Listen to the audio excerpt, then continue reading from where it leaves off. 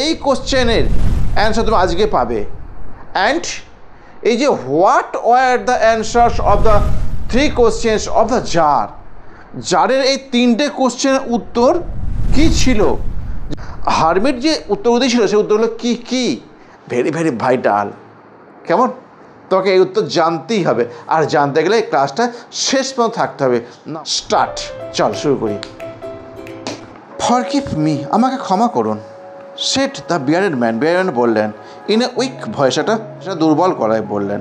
When যখন, হি saw that, তিনি দেখলেন যে দি জার ওয়াজ অ্যাওয়েক, জারটা জেগে উঠেছিল, and was looking at him, তার দিকে তাকিয়ে আছে।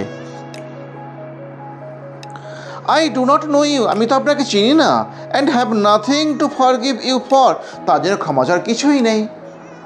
সেট দ্য জার, জারটা বলো, সাদা মাটা মনে বলে দিল, এই তুমি ক্ষমা চাইছো কেন, আমি তোমাকে চিনিই না। তারপর কি বলেছে, you do not know me, আপনি আমাকে চেনেন না, বাট আই নো ইউ, আমি আপনাকে চিনি। বা কি সুন্দর বলে, দেখো বলছে আপনি আমাকে চেনেন না ঠিক কথা, কিন্তু আপনাকে আমি চিনি।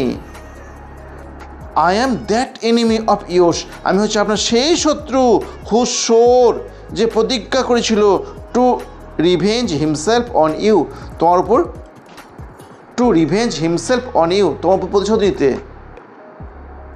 বিকজ, কারণ, ইউ এক্সিকিউটেড, তুমি হত্যা করেছিলে, হিস বাদার, তার ভাইকে, অ্যান্ড সিজ, এবং নিয়ে নিয়েছিলে, হিস প্রপার্টি, তার সম্পদটা। কি সুন্দর তাকে বলেছে, তুমি দেখো, বলছে আমি হচ্ছে আপনার সেই শত্রু, তা না, আমি হচ্ছে আপনার সেই শত্রু, যে শত্রুর ভাইকে আপনি মেরে দিয়েছিলেন এবং তার সব সম্পত্তি আপনি কেড়ে নিয়েছিলেন। তারপর, আই নিউ, আমি জানতে পেরেছিলাম, you had gone alone to see the hermit, আমি জানতে পেরেছিলাম আপনি আসছেন এই হারমিটের কাছে একাকী। অ্যান্ড আই রিজলভ, মানে সিদ্ধান্ত লওয়া, টু কিল ইউ, আপনাকে হত্যা করতে, অন আর ওয়ে ব্যাক, আপনার ফেরার পথে।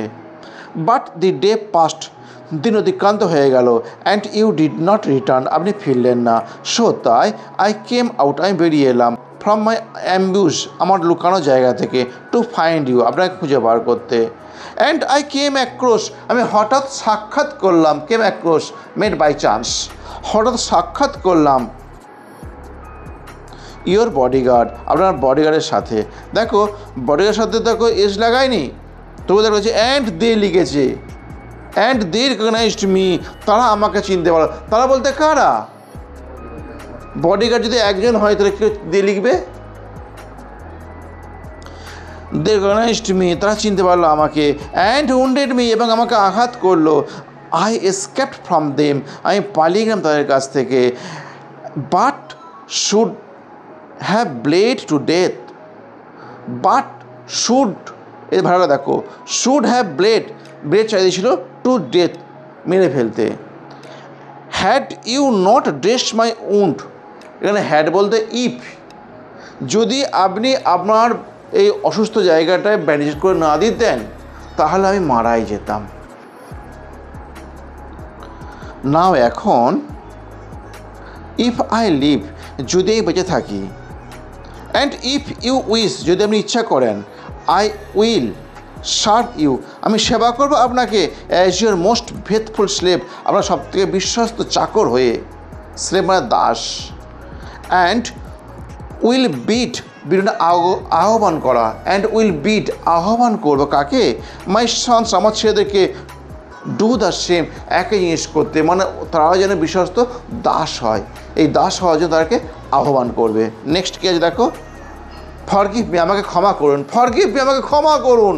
তারপর তাদের কী করে, এরপর আমরা দেখি ক্ষমা করে কি করে না, তাই তো? তাহলে তুমি এতটুকু কী পেলে, যে রাজা গেছে ওই সাধুর আশ্রমেতে একাকী, সে জানতে পেরেছে কে, এই বিয়ার্ডেড ম্যানটা, এবং সে দৃঢ় সংকল্প হয়ে গেছে রাজাকে সে খুন করে তার ফেরার পথে। এবার বনে লুকিয়ে আছে, কিন্তু অধৈর্য হয়ে গেছে, অধৈর্য হয়ে গিয়ে বন থেকে বেরিয়ে পড়েছে, দিয়ে রাজাকে খুঁজছে। কিন্তু রাজাকে খুঁজতে গিয়ে রাজার বডিগার্ডের সঙ্গে তার সাক্ষাৎ হয়ে যায়, বডিগার্ডগুলো তাকে চিনতে পেরে যায় এবং তাকে ব্লেড চালিয়ে দেয় মৃত্যুবরণ করার জন্য, মানে মৃত্যু হওয়ার জন্য। The jar was very glad to have made peace with his enemy so easily and to have gained him for a friend. এবং তাকে পেল, লাভ করলো, কীভাবে লাভ করলো? ফর এ ফ্রেন্ড, একটা বন্ধুরূপে। And not only forgive him, not only মানে শুধুমাত্র তাকে ক্ষমাই করলো না, বাট সেট বলল হি উড সেন্ট, তিনি পাঠিয়ে দেবেন, হিজ সার্ভেন্ট, তার চাকরদের পাঠিয়ে দেবেন, অ্যান্ড হিজ ওন ফিজিশিয়ান, তার নিজের ডাক্তারকে পাঠিয়ে দেবেন, টু অ্যাটেন্ড হিম, তার যত্ন নেওয়ার জন্য। অ্যান্ড প্রমিসড, এবং প্রতিজ্ঞা করলো, টু রেস্টোর মানে পুনঃস্থাপন করতে, মানে ফিরিয়ে দিতে, টু রেস্টোর হিজ প্রপার্টি, তার সম্পদটা ফিরিয়ে দেবে, এটা সে প্রতিজ্ঞা করলো। তারপর দেখো, having taken leave of the wounded man, having taken leave of the wounded man, প্রস্থান নিয়ে সে অসুস্থ লোকটার কাছ থেকে। The tsar went out into the porch, জারটা চলে গেল সে পোর্চে, পোর্চ মানে বারান্দা, অ্যান্ড লুকড অ্যারাউন্ড, এবং চারদিকে খুঁজলো, ফর দ্য হারমিট, হারমিটটার জন্য। বিফোর গোয়িং অ্যাওয়ে, যাওয়ার আগে, হি উইশড, তিনি ইচ্ছা করেছিলেন, ওয়ান্স মোর, আরও একবার, টু বেগ অ্যান্ড অ্যান্সার, প্রার্থনা করতে একটা উত্তর, টু দ্য কোশ্চেন্স, প্রশ্নগুলোর, হি হ্যাড পুট, যেগুলো তিনি রেখেছিলেন। The hermit was outside, hermit ছিলেন বাইরে, অন হিজ নিজ, তার হাঁটু মুড়ে বসেছিলেন, নিজ মানে হাঁটু, তার হাঁটু মুড়ে বসেছিলেন। শোয়িং সিট, বপন করছেন বীজ, ইন দ্য বেডস, বিস্তরাতে। এখানে প্রশ্ন জাগতেই পারে, বিস্তরা বলতে কোন বিস্তরাতে? হ্যাঁ, যেটা আগের দিন জারটা খুঁড়ে দিয়েছিল, গুড, খুব ভালো অ্যান্সার দিয়েছে, যেটা আগের দিন জারটা খুঁড়ে দিয়েছিল, সেই দুটো বিস্তরাতে এখন বীজ বুনছেন, সেইখানে গেছেন জারটা, দেখা যাক উত্তর পায় কি না। দ্যাট হ্যাড বিন ডাগ, যেটা খোঁড়া হয়েছিল, দি ডে বিফোর, আগের দিন। দি জার অ্যাপ্রোচড হিম, জারটা তার কাছে এগিয়ে গেলেন, অ্যান্ড সেড, এবং বললেন, ফর দ্য লাস্ট টাইম, শেষবারের মতো। আচ্ছা, এখানে আবার প্রশ্ন তাহলে পড়ে, তাহলে এই যদি শেষবারের মতো হয়, তাহলে কবার কোশ্চেন জিজ্ঞাসা করেছিল? কবার? দেখো না, প্রথমবার এসে কোশ্চেন জিজ্ঞাসা করেছিল, তাই তো? তারপরে তোমার কিছুক্ষণ কাজ করার পর আবার কোশ্চেন জিজ্ঞাসা করলো, হয়ে গেল। তারপর শেষে যখন কোদালটা আটকে দেয়, দিয়ে তারপর কোশ্চেন জিজ্ঞাসা করলো, তাই তো? আর এইটা ফর দ্য লাস্ট টাইম, তাহলে আগে 3বার হলো, আর এটা ফর দ্য লাস্ট টাইম মানে 4বার, তাহলে মোট তাহলে 4বার কোশ্চেন জিজ্ঞাসা করেছে, তাই তো? ফর দ্য লাস্ট টাইম, শেষবারের জন্য। আই প্রে ইউ, আমি প্রার্থনা করছি আপনার কাছে, টু অ্যান্সার মাই কোশ্চেন, উত্তর দিয়ে আমার প্রশ্নগুলোর। ওয়াইস ম্যান, আমার প্রশ্ন উত্তর দিয়ে দেন, আমি শেষবারেও তো আপনাকে বলছি। দেখা যাক ওয়াইস ম্যানটা কী বলে এবার। You have already been answered, তোমাকে ইতিমধ্যে উত্তর দেওয়া হয়ে গেছে। বাবা, এই কখন উত্তর দিল? কখন উত্তর দিল? দেখো কখন দিয়েছে। সেড অ্যান্ড সেড, এবং বললো, সরি সেড দ্য হারমিট, হারমিটটা বললেন, স্টিল ক্রোচিং, ক্রোচিং মানে ছোটো হয়ে বসে থাকা, কুঁজো হয়ে বসে থাকা, ছোট্ট হয়ে বসেছিল, কোথায়? অন হিজ থিন লেগস, তার পাতলা সরু সরু পায়েতে। And looking up at the tsar, এবং তাকিয়েছিলেন জারটার দিকে। হু স্টুড, যিনি দাঁড়িয়েছিলেন, বিফোর হিম, তার সামনে, মানে জারটা তো সামনে গিয়ে, জারটা তো সাউদার সামনে গিয়েছিল, যে সাউদাকে জিজ্ঞাসা করছিল, আপনি আমাকে শেষবারের মধ্যে বলছে আপনাকে, আমার প্রশ্ন উত্তর দিয়ে দেন না। তখন সাউদাটা বলছে, আপনার প্রশ্ন উত্তর দেওয়া হয়ে গেছে।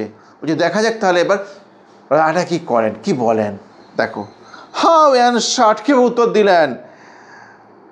হোয়াট ডু ইউ মিন, আপনি কী বলতে চাইছেন? আপনি কীভাবে উত্তর দিলেন, আপনি কী বলতে চাইছেন? আক্স দ্য জাজ, জারটা জিজ্ঞাসা করলেন। ডু ইউ নট সি, আপনি বুঝতে পারেননি? এখানে সি মানে দেখা হবে না, ডু ইউ নট সি, আপনি কি বুঝতে পারেননি? রিপ্লাইড দ্য হারমিট, হারমিট উত্তর দিলেন, ইফ ইউ হ্যাড নট পিটিয়েড, দেখো এবার প্র্যাকটিক্যালি বুঝিয়ে দিচ্ছে যে গতকাল কে কে প্রিয় ছিল, কোন সময়টা গুরুত্বপূর্ণ সময় ছিল, কী কাজটা সবার আগে করা দরকার ছিল। আজকে তাকে বুঝিয়ে দিয়েছে আজকে কোন কাজ তোমার বেশি আগে করানো ছিল, এগুলো টাইম অনুযায়ী পাল্টে গেছে। তোমার জীবনে এখন কি হয়তো প্রিয়জন আছে, সেটা থাকবে না কালকে, কালকে হয়তো অন্য কেউ প্রিয়জন হবে, বুঝলে?